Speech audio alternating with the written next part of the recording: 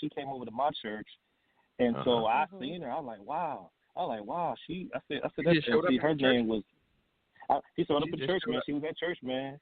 And he was like, She came out of the yeah. She was. I was like, oh, she back here. I was like, okay, cool. So I'm so glad I stepped came to to her. church. Yeah, exactly. And so, so initially, but initially, we were just friends. But initially, my wife actually, I had to chase my wife. My wife didn't really didn't really she played hard to get.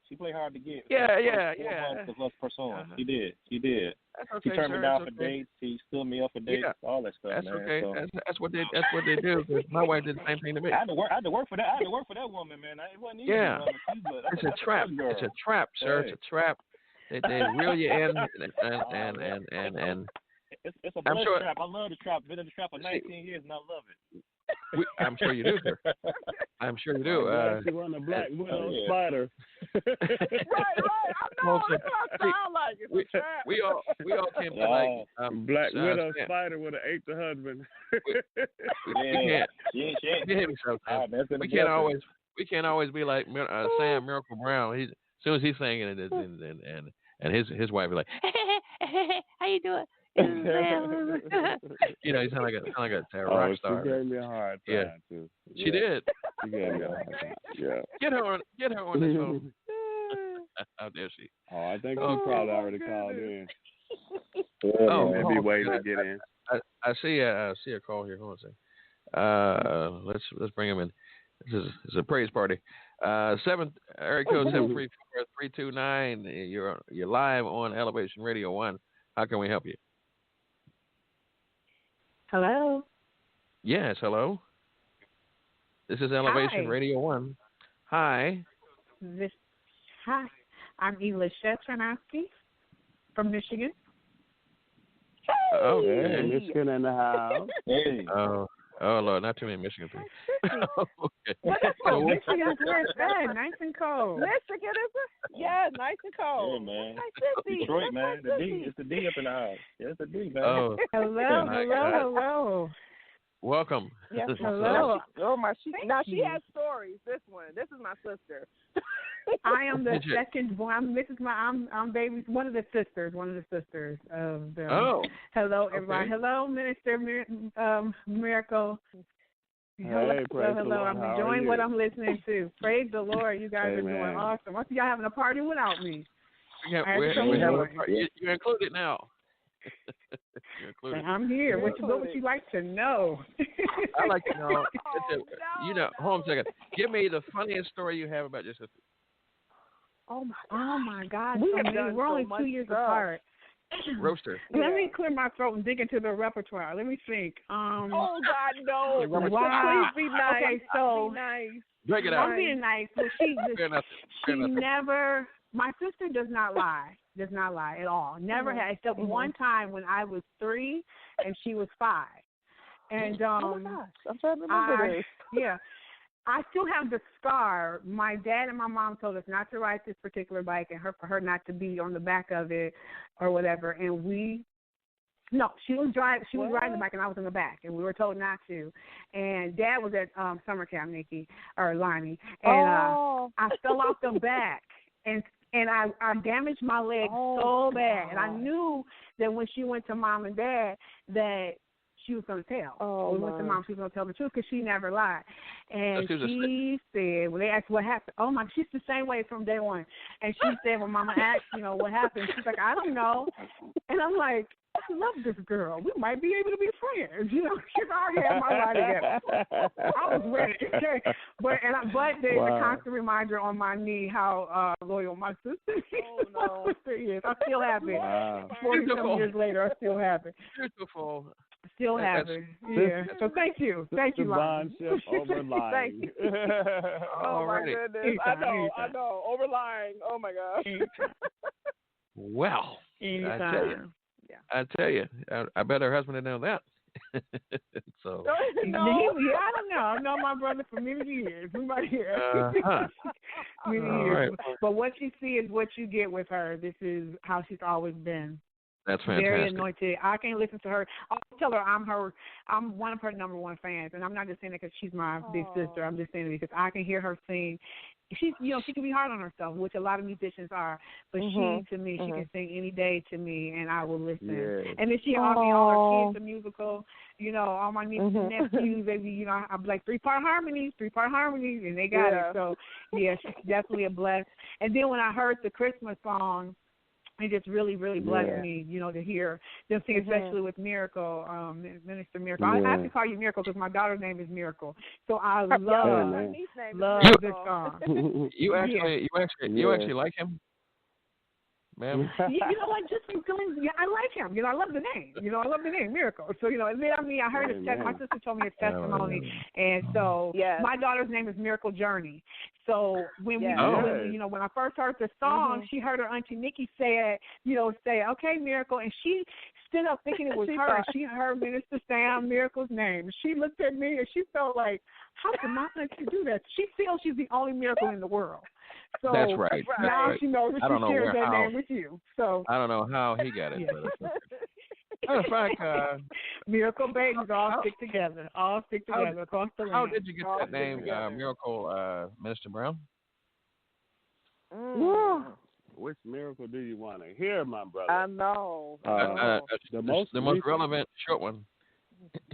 Yeah, the most recent one is that happened 4 weeks ago. I was hospitalized for pneumonia, and they thought I had COVID, and I never did claim COVID. And I was in the ICU. And when I was in the ICU, they thought I wasn't going to come back out because I had COVID and a number of other symptoms of everything, just asthma, pneumonia, from high blood pressure to diabetes, all kinds of stuff. And they said most people didn't make it back out of ICU. They tried to put me on a ventilator, and God said not so. They really just wanted to, write me over. But as they seen me in the ICU, getting up and praising God, and I started singing and I started dancing and I started praising God, and I said, as long as I can hear the music, I know I'm coming out of here.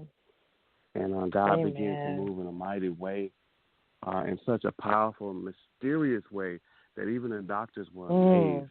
And they watched me through that glass window as I began to praise and give him praise by myself, like David said. David said I had to encourage myself, and that's what I had to do when I was in there.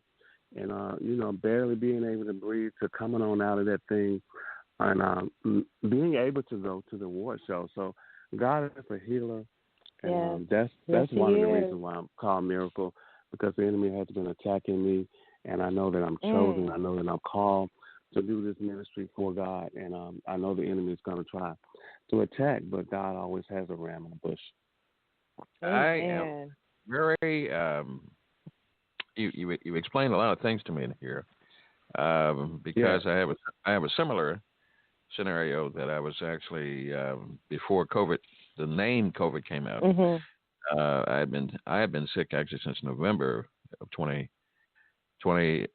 November of last year, and it was actually February that I couldn't take it any longer, and I had to drive myself to the ER, and they kept me for 10 days in the ER, and I ended up being in ICU, ended up being on the ventilator, being blood transfusions, and I had to start doing dialysis because the doctor said to me that you have to. There's not enough oxygen in your blood, so we're going to have to put you on dialysis. That's a kiss of death. I can't do that. He said, well, if you're going to get up out of here, you're going to have to go do that. I said, it's like that. He said, it's like that. I said, it's like that. It's like that. And so my wife began to pray about 5 a.m. Fervently. I mean, loudly. What the world's going on here? What she didn't tell me until April was that she overheard the doctors and nurses talk about, we don't think he's going to make it. And so she began to pray, and she didn't tell me about that until April. And so when I checked with my internal medicine doctor, she said, based on your numbers and your predispositions, with what you were going through, you should not be standing here today. You should have died in the hospital. Amen. So I realized. Amen. I realized God is still working. Miracle. It's doing a miracle. And so if I had died as they had believed I should have, we would not be having this discussion tonight. That's true. So God is. We let God get the glory. God. Yes, He does. Somebody speak in tongues. Dr. Crawford, I heard you speaking in tongues prior to this radio coverage. I said they was having church. Church up here. For real. Churchy. For real. This is God's glory. Praying for you. Yes, indeed. Testimony will make you overcome. I tell you. Yeah. We have another caller. Area code. Hold on a second. Area code 205-586. You're live on Elevation Radio 1. How can we help you? Okay, I was enjoying the testimonies. This is Miss Miracle. Oh. Ma'am, baby. How are you? Glad to have you here, Mrs. Miracle. I'm so glad because your husband's under control. He was trying to take me to different places. I asked him where he got his clothes from. He wouldn't tell me. Let me go to you and ask these questions, ma'am. First of all, how long have you been married to this gentleman, this bishop and pastor? 30 years. Oh, yes, well. Yes, love it. Little baby. Ring a bell. So let me ask you, because I know you're going to tell me the truth and straight truth. So how did you meet this young fella? We actually met in high school. We met in high school, and then we somehow moved away from each other, and then we ran across each other again at Walmart, of all places, back in high school. We were about to graduate high school. We did, and we were both 18 then, and ran each other. It was the weekend before graduation. We got together, and we've been together ever since. Every day. He chased you to Walmart, and so how did he approach you to try to ask you out? You know, he was. I was sitting down eating, and he walked and saw me there, and he actually gave me a hug because we hadn't seen each other in over a year, and he gave me a hug, and it just felt right. So when he did, he had to chase me also, Lonnie, so it wasn't all right, there you go. He wanted my number, and I would not give it to him. You wouldn't give me that number. Free cell phone. 30 years ago. No cell phones around. We had pages back then. You gave me a hug with no number. I was like, if you want my number, look it up. He had I don't even think I told him my last. So he had to figure all that out and look me up in the phone book, and there was a lot of woods in the phone book. But he called me. You were working. He called me. That brother was working. He had a yellow pages walking around every day. Man, have you seen her? Have you seen her? Have you seen her? He's singing, have you seen her? Have you seen her? That's what I thought about that song. Have you seen her? He's probably out there laughing at you, right? If you see this little fella. And so, was he a smooth dresser then? Yes, smooth dresser. It kept me laughing all the time. Is that right? I see. Yep. So how did he pop the question to you? How did he pop the question to me? You know, we had been together, and everything moved so quickly. We were married within a year. A year? Yes, we were married within a year. He gave me first what he called a promise ring. Oh, really? And, you know. That's how you do it. That's how you do it. Our sights are set on it. I was like, okay, you said a promise ring, but okay. And when we were together, literally together every single day. If we wasn't together, we was on the phone, talking to each other while we cleaning up all day, every day. So within that 9-10 month period, we pretty much knew everything about each other, and we were set. And we were only 18 going into a year, but we knew each other was the one, and we didn't want to let each other go. So when he proposed to me already ready. And we went to my mom, told her, we went to his parents, and what about your father? Magic. What about your father? Did he put out